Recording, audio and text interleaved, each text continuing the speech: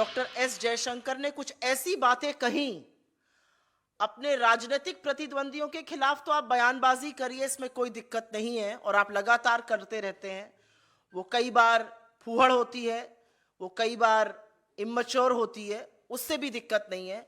लेकिन जो आपने कल चीन को लेकर एजेंसी को दिए अपने वक्तव्य में बोला, वो वाकई में चिंताजनक है। और वो चिंताजनक इसलिए है क्योंकि आपने एक तरह से, भले राहुल गांधी का अपमान करने की कोशिश की हो, आपने अपमान तो भारतीय सेना, उनके शौर्य और उनके पराक्रम का किया और इस देश की भूभागीय अखंडता पर एक बहुत बड़ा सवाल उठा दिया। उनका कहना था, और मैं यहां पर कोट करती हूं, they meaning China is the bigger economy, we are the smaller economy, we can't go and pick a fight with them. 20 जवानों की शहादत हुई है 2020 में गलवान वैली में, और हमारे देश के विदेश मंत्री कह रहे हैं क्योंकि हम छोटी अर्थव्यवस्था है तो हम बड़ी अर्थव्यवस्था को अटैक नहीं कर सकते, चीन आपके घर में घुसकर बैठा है। और ये कौन बोल रहा है? एक हमारे यहां लोकोक्ति होती है, उसका बड़ा पॉपुलर सेइंग है, वो सूप तो सूप, बोले छलनी जिसमें 72 छेद। क्योंकि इसी इंटरव्यू में उन्होंने और डींग हाँकते हुए बोला कि मैं लॉन्गेस्ट सर्विंग चीन में भारतीय का राजदूत रहा हूं, longest serving Indian ambassador in China, ये डींग भी उन्होंने हाकी। तो ये कह देना कि हम छोटी इकोनॉमी है, हम बड़ी इकोनॉमी को जाके अटैक थोड़ी कर देंगे। आप क्या कर रहे हैं भारतीय सेना के शौर्य पराक्रम, उनके हौसले के साथ? आपको क्या कहना है उन सैनिकों का जो बर्फ में, आंधी में, गर्मी में, बरसात में खड़े होकर हमारी भूभागीय अखंडता का, हमारे बॉर्डर्स की सुरक्षा करते हैं, कि हम छोटी इकोनॉमी है? उस तरह से तो महा पावर्स के सामने विश्व के छोटे देशों को लड़ना ही नहीं चाहिए। हर सैनिक जो वहां पर खड़ा है, उसका हौसला तोड़ने का काम विदेश मंत्री एस जयशंकर जी ने किया है। और मैं ये जरूर बोलना चाहती हूं, क्योंकि यह सबसे विवादित बयान चीन पर आज तक किसी मंत्री ने दिया है।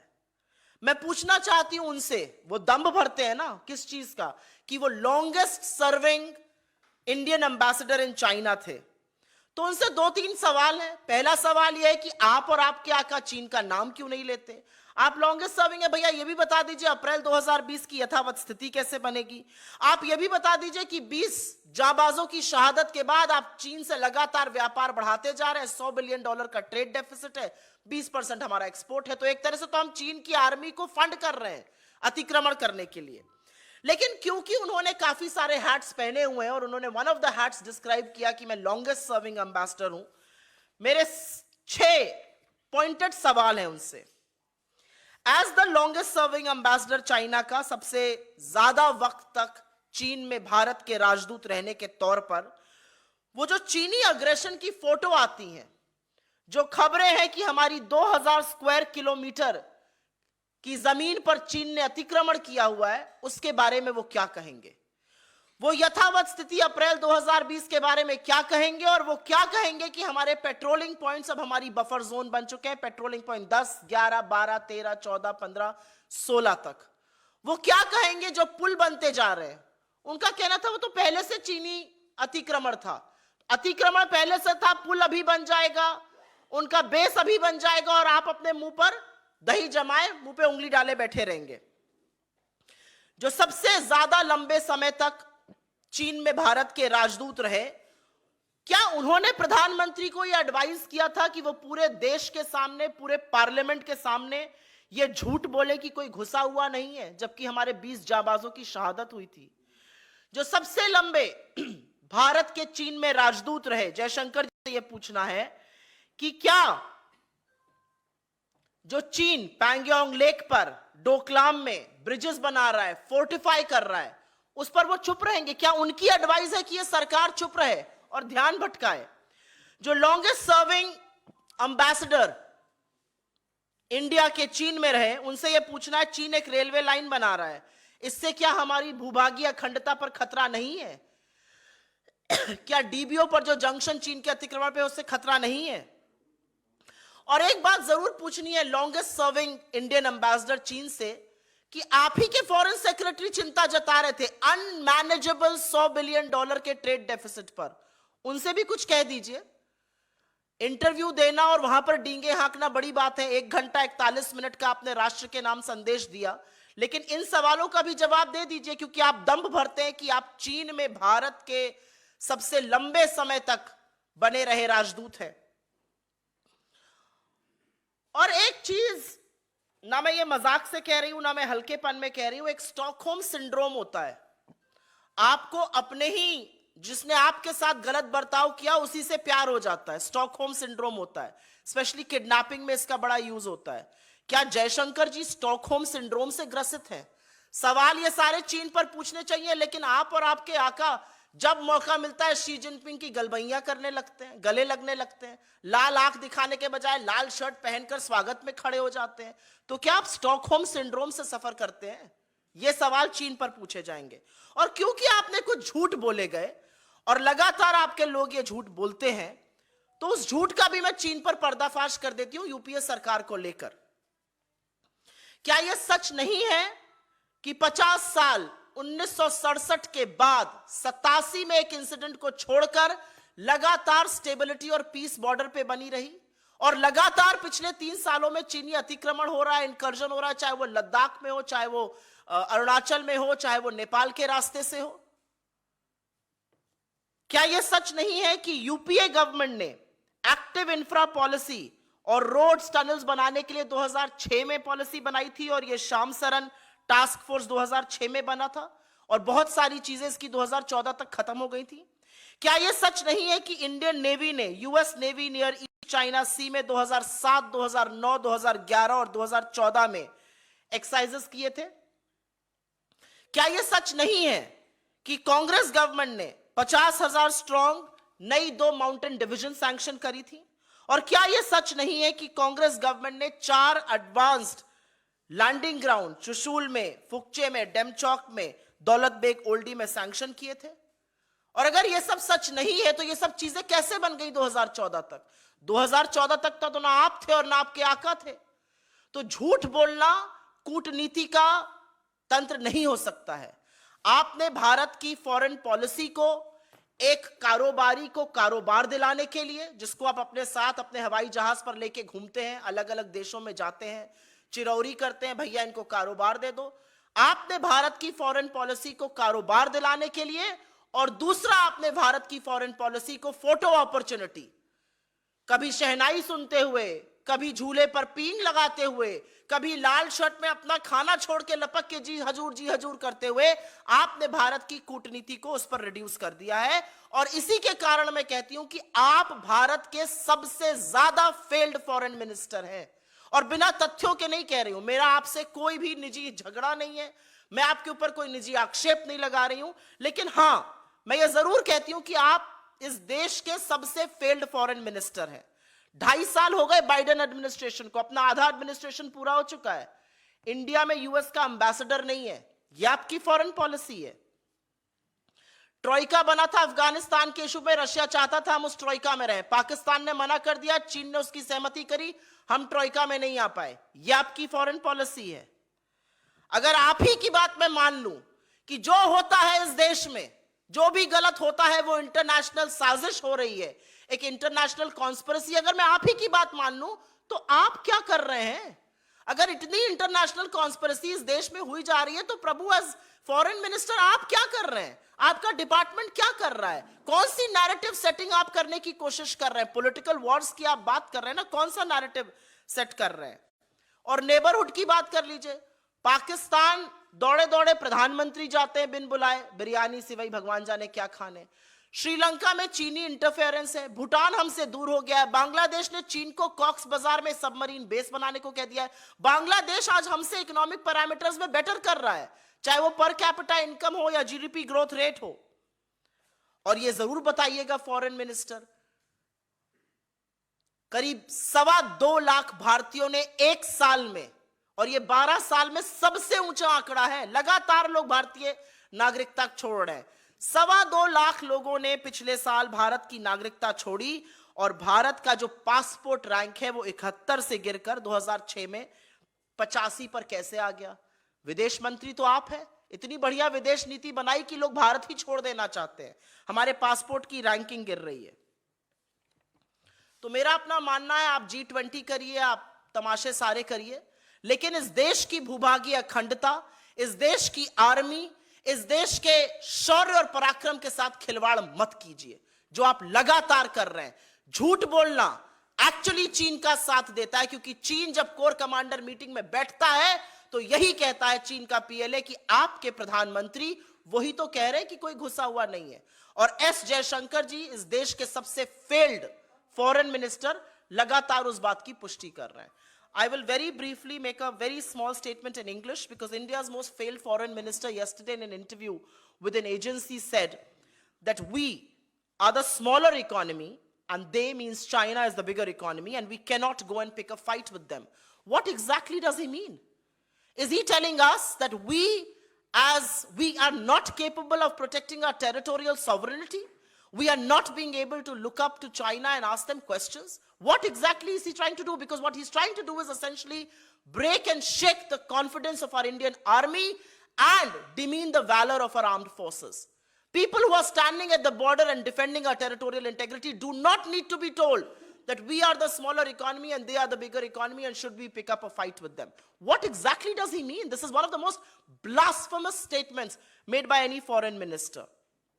I also want to speak to Mr. Jaishankar and raise a few questions, because he has claimed that he was the longest serving diplomat, longest serving Indian ambassador in China. In that capacity, will you tell us when will status quo ante be restored of April 2020?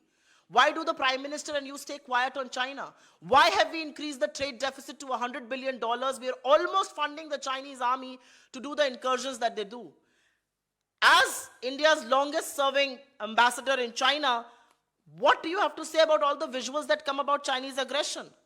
What do you have to say about the supreme sacrifices about our forces? What do you have to say about the 2,000 square kilometers of land on which China has acquired? What do you have to say about the patrolling points which have now become buffer zones?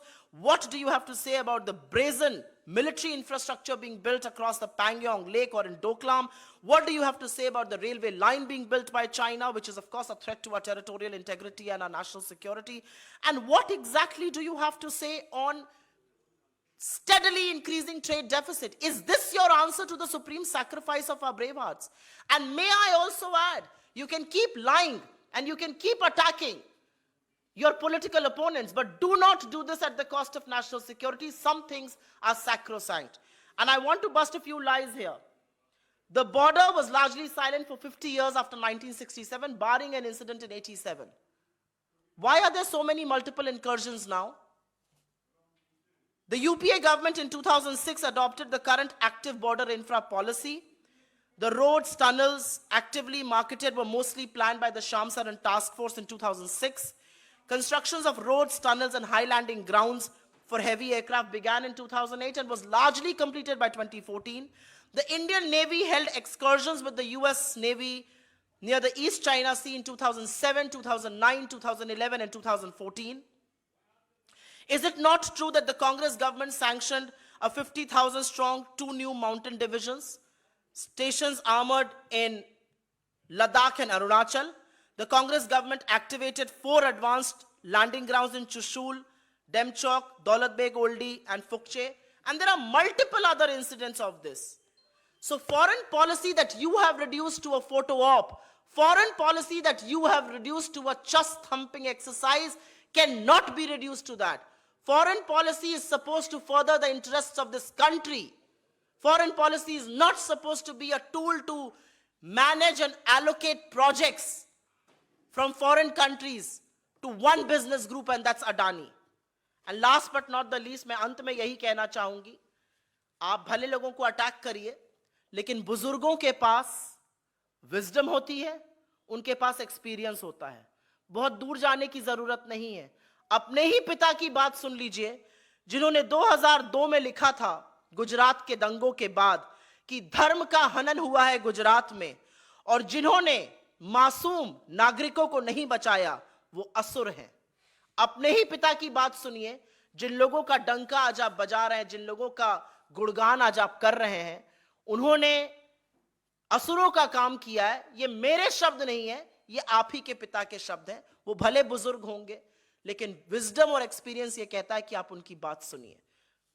Actually मुझे ये समझ में नहीं आता है कि अगर international conspiracy सारा विश्व कर रहा है देश के खिलाफ, तो विदेश मंत्री क्या कर रहे हैं? क्या ये विदेश मंत्री का फेलियर नहीं है कि सारी इंटरनेशनल कॉन्स्पिरेसी देश के खिलाफ हो रही है?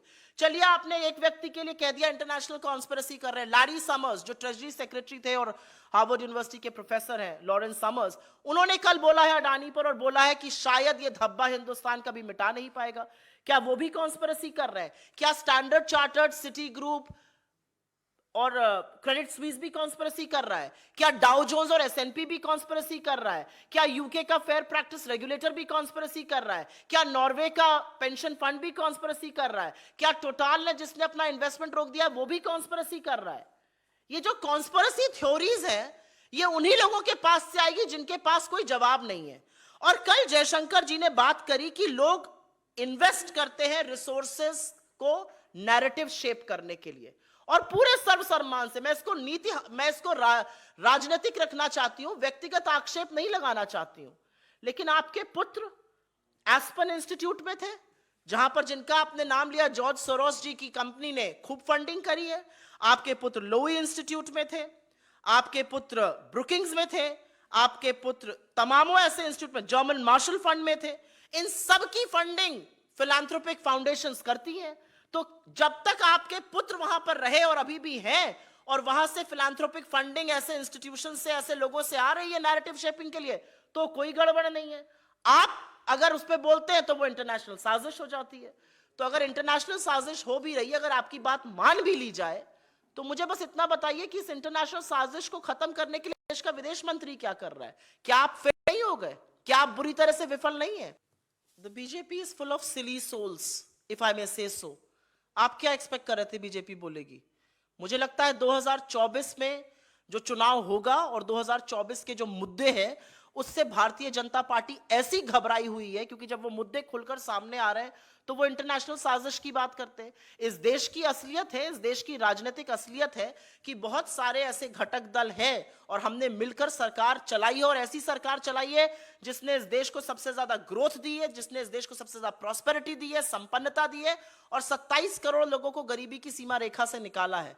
हमने अपने घटक दलों के साथ मिलकर ऐसी सरकार चलाई है, और हम बिल्कुल इससे नकारते नहीं है कि हम सब एक साथ खड़े हैं और एक साथ बीजेपी का सामना करेंगे।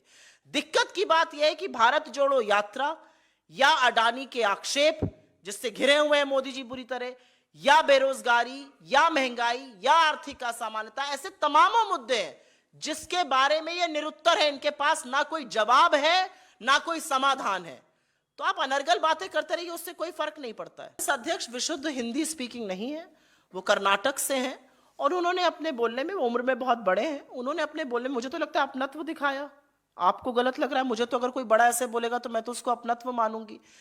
बाल की खाल निकालने के बजाय फर्जी 56 इंच की छाती का जो खुलासा किया है खरगे जी ने, और 56 इंच की वो जो छाती जो कहीं पर एक डॉक्यूमेंट्री पे, कहीं पर एक एडिटोरियल से, कहीं पर एक किसी के वक्तव्य से दुबक कर, डर कर बैठ जाती है, वो 56 इंच की फर्जी छाती जो चीन का नाम नहीं ले पाती है, वो 56 इंच की फर्जी छाती जब चीन डोकलाम पे हमला करता है तो आप पींगे झूले की झूल रहे होते हैं। वो 56 इंच की छाती जब 20 जाबाजों की शहादत के बाद आप पहली बार शी जिनपिंग से मिलते हैं तो लाल आंख पर तो चश्मा लगा लेते हैं, लाल शर्ट पहनकर जी हजूरी करने लगते हैं। उसके बारे में वो बोल रहे हैं।